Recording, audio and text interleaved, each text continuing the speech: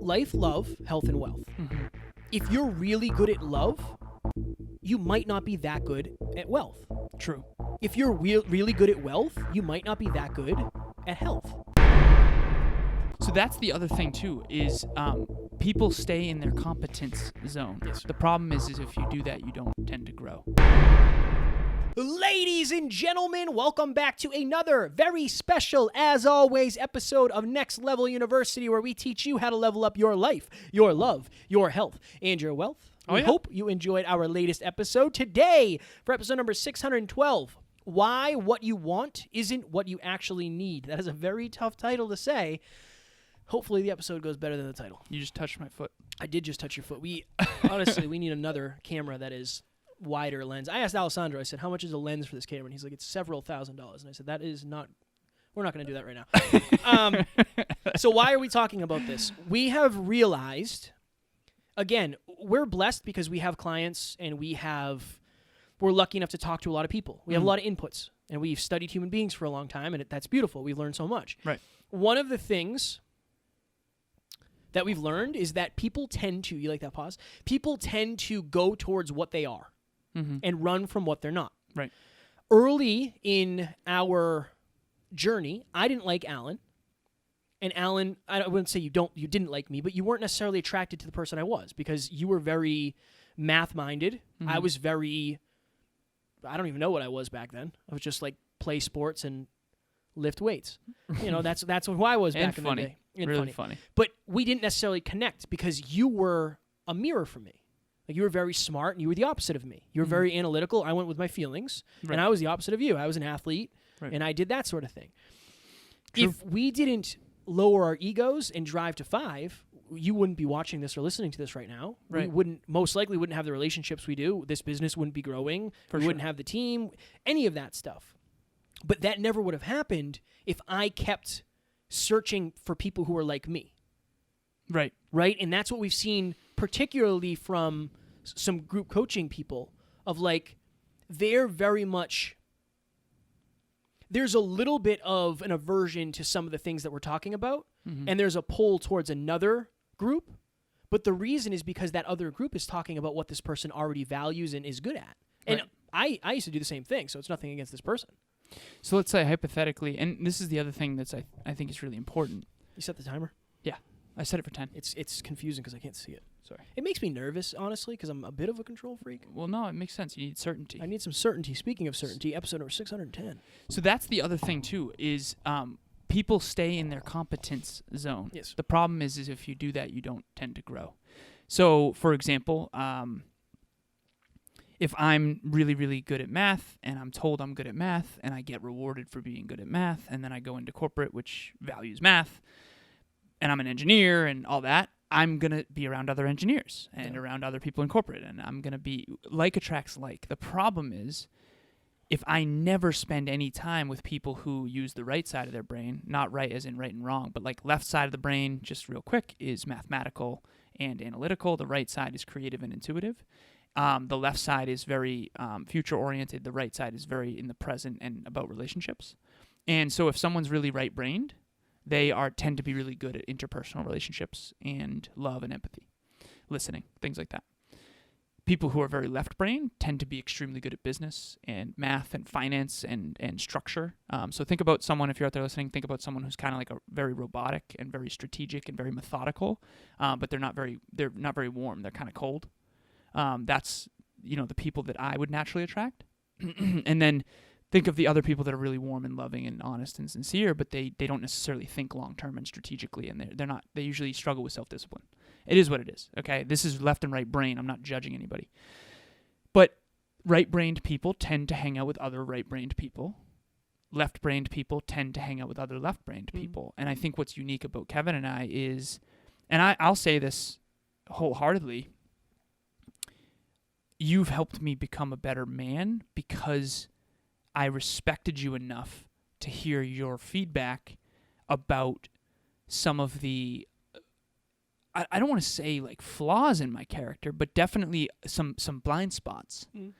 And I genuinely believe that had you not helped me learn how to be more vulnerable and find those blind spots and want to work on them, I don't believe that I would be in the incredible relationship I have with Emilia, genuinely.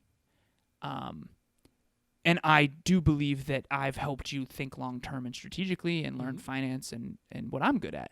And so that's the thing. A lot of people are not very well-rounded, and I understand why that is. In corporate, Kev, at Cognex, it's all engineers, man. Everybody's a degreed engineer. It's unfortunately, and again, nothing against Cognex, but it's primarily men, not women. And so you don't always think about your friend group if you're out there listening. Think about your friend group. They're probably a lot like you. Yeah. And so everybody's in their own sort of echo chamber. And I'll tell this one brief story. I remember I was talking about math and finance and physics in the room with my ex-girlfriend and a bunch of her friends. And there's this other woman there who was always revered as the smartest amongst that peer group. And she wanted to leave, and she would leave. And I remember I talked to my ex at the time, Courtney. I said, Courtney, it's interesting to me how she always leaves the room whenever it gets a little bit intellectual. And I think that one of the reasons why is because she would rather not face maybe she doesn't like math. Maybe she doesn't like physics. Maybe she doesn't like, not feeling smart. You're not smart. You're just maybe not an engineer like me and all my friends. Because that's what it was. Courtney's friends and my friends got together. It was me, Manu, Sean, all my engineering friends from WPI, and her Worcester State friends. Awesome. WPI, Worcester State, we had a blast. But whenever things would get really engineering, it would make other people uncomfortable, and then vice versa, because that's all we wanted to talk about, right? And so it's interesting, and if you're out there right now, just understand that you are competent in the arenas you've spent the most time in. If you grew up on a pond and played pond hockey, you're probably great at it. If you grew up on a mountain and snowboarded, you're probably great at it. But what about the other stuff? Ladies and gentlemen, one of the biggest issues for our listeners that we've seen is not everybody has people in their corner trying to lift them to the next level, and even the people who are trying to help don't always know how. That's why Kevin and I created Next Level Group Coaching. It's a 3-month program on teams of 10 with all people committed to achieving their goals. Click the link in the show notes for more information. And we only take 10 people at a time, so make sure you get in quick. If you have an aversion to mathematics, I'm telling you, that is hurting you. We have close friends who literally, they're married, and shout out to them. One of them is teaching the other one calculus. It's so cool because that person is going to succeed at a much higher level knowing calculus. And for someone who's never taken calculus, I've taken calculus, but for someone who hasn't, you do not know what you're missing. You don't understand how much that can improve your life, and vice versa. This other person needs to learn interpersonal skills, and she helps him with that. That's why I think they can work as a couple as long as they can drive to 5 like we have. So it's so important too, because I think a lot of people tell you to stick with your strengths, and it's yeah, that's great, right, in a certain arena. Maybe at work you have to be a certain way, but what happens when you go home? Right. What you are at your job oftentimes comes home, and we've seen that with people who are very, very long-term strategy focused, very, very disciplined, but terrible in relationships because they don't necessarily have the emotional intelligence, or the opposite. And again, this isn't a blanket statement. There are obviously differences here, but somebody who's very emotionally driven who struggles with success. Right. That was me. I made my decisions based on emotion, and you showed me logic. And I think that it's a mistake because at the end of the day, okay, life, love, health, and wealth. Mm-hmm. If you're really good at love, you might not be that good at wealth. True. If you're really good at wealth, you might not be that good at health. Or love. Yep. It's okay if you're not. In my opinion, it's to be expected that you're not. Right. And it'll always stay that way if you only do what you want. The name of this episode, why what you want isn't actually what you need. Right. Because what I want would be probably just to be lovey-dovey and to be present and to kind of hang out. Have fun. What I need is long-term vision if I want to succeed. The opposite for you. Right. My question, if you're out there right now, what is something, when it comes to health, wealth, life, and love, really health, wealth, and love, because life is what we're all doing. But what is your strength? What are you doing to improve it? What is your weakness? And what are you doing to improve it? And out of those 3, which one are you afraid of the most? It's fire. I think it's. Which one's the one you're best at naturally? I don't know. Love or health, probably. Probably love. Yeah. I feel how that again, man. I don't know. Health. I would say health. Okay. I've always been in And shape. second would be love. Yeah. And then wealth last. And then wealth last. What about you? Natural strengths, or would I focus on Natural strengths. wealth? For sure. Health next, and then love. It's so important. Yeah. It's so. I'm gonna ask Dave that. I'm gonna ask next call we have with one David Meltzer. I'm gonna ask, do you believe that people should only focus on their hone for one thing? Right.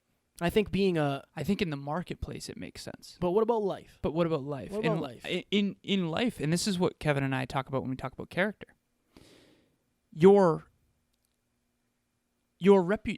Okay.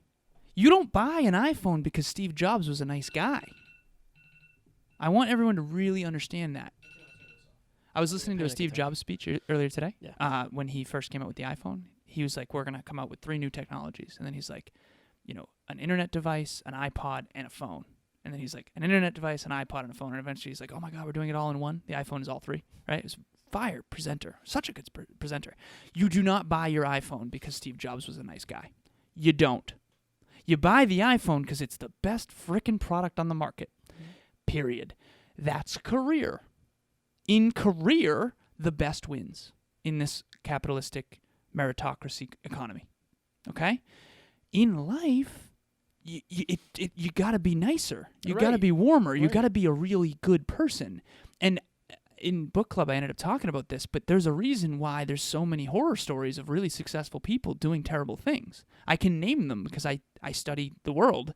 So, like Chris Brown, Tiger Woods, Aaron Hernandez. I can keep going, right? I won't keep going because I'm not gonna, but we're so shocked when these people aren't really character-driven. That wasn't their focus, right?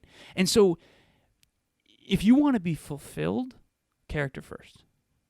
If you want to be successful, get really, really ridiculously good at what you do. And make sure the marketplace needs it.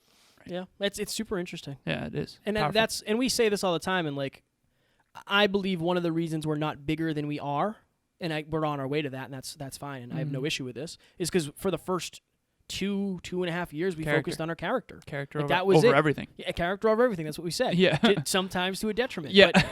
But it is what it is. It can hurt your wallet. It definitely can. It definitely can. But now I think that's why we have the relationships we have, and we have the amazing family of listeners that we have. Like, that's because of the character. And in the long run, character does win.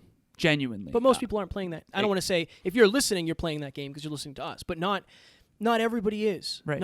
Especially on social media, a lot of people aren't playing the long game. The long game doesn't exist when you rip people off. I know. It's a short game, and then you rebrand and you do it again and rinse and repeat. Right. And when you're building something real, and I know we got to go. Yeah, but we do. We do. So we do. Just think about this, right? Kevin and I refuse to sell a product or service that doesn't genuinely help people. We refuse to. It's like the bag of chips, man. It's only 1/3 full. We won't do it. We're not selling bags of air. And just understand how challenging that is for us to rise in an industry that has a lot of noise when we're not willing to cut corners, and we're not willing to we're integrity over everything, character over everything. And just understand that if you're like that, it will be a longer road. It'll be the more fulfilling one. Boom. We're all about fulfillment. Always. Life, love, health, wealth, fulfillment, joy, happiness, smiles, hugs, snuggles, contribution, growth. That's what we could say from now on. Yeah, I think we should. It's very short. You got anything else to say, man? If what you wanted goodness. was what you needed, you would already have it. Try to figure out, like, you know what? I want you to, everyone out there, find someone you kind of, that rubs you the wrong way a little bit. But they know something you don't. Try to go learn. This is Be a great open-minded. example. Go ahead. There are people listening right now who don't like Alan. Not don't like. No, it's true. It's okay. okay. No, I don't want to put it like that. Okay. That sometimes they're like, I don't want to listen to what he has to say. There are some people who listen who, when I start talking, they probably say like, I don't want to listen to what he has to say. Right. They might actually need that. I know. Like, if you're listening and you don't like what Alan says, maybe it's because it's a mirror. Right. Maybe it's because that's what you're not naturally drawn to. It took me a long time to actually talk about, like, numbers. Mm-hmm. Right now, I'm spreadsheet Jeff. I'm in spreadsheets every day, and I actually enjoy numbers. Right. I didn't know I was supposed to. Right. I don't want to say I didn't know I was supposed to. I didn't know it would help me as much as it has. I didn't know vulnerability was the most important Right. thing in an intimate relationship Right. until you and Taryn started studying it, right? Yeah. And now I'm vulnerable constantly in my relationship, and I'm admitting my fears. So there's a lot to learn, and there's a lot to benefit from learning from all different walks of life. Look at the time. You see the time up there? Yeah, it's Perfect timing. Yeah. Ladies and gentlemen, every single Monday, 6 p.m. Eastern Standard Time, you can join Alan, myself, and the team. They're always watching us. To what did I say? What did I say there? Meet up. Yeah, but how did I frame it? It wasn't a very good frame. Here we go. Let me redo it. Ladies and gentlemen, this is live. We only do it live. Ladies and gentlemen, every single Monday, 6 p.m. Eastern Standard Time, join Alan and myself and the amazing NLU team for our weekly Meetup Monday. There you go. Absolutely. Live in Next Level Nation.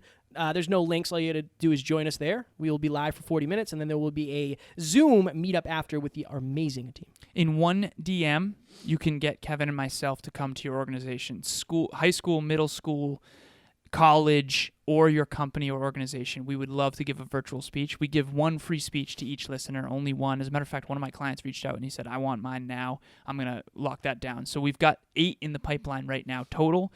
Get on the calendar as soon as possible because I have a feeling that our calendar is about to be insane in 2022. So I'm super excited. 2021 and the 2022, the next couple of years. Boom. Fire. Ladies and gentlemen, we love you. We appreciate you. And as always, we do not have fans. We have family. We will talk to you on the next one. Talk to you soon. Bye.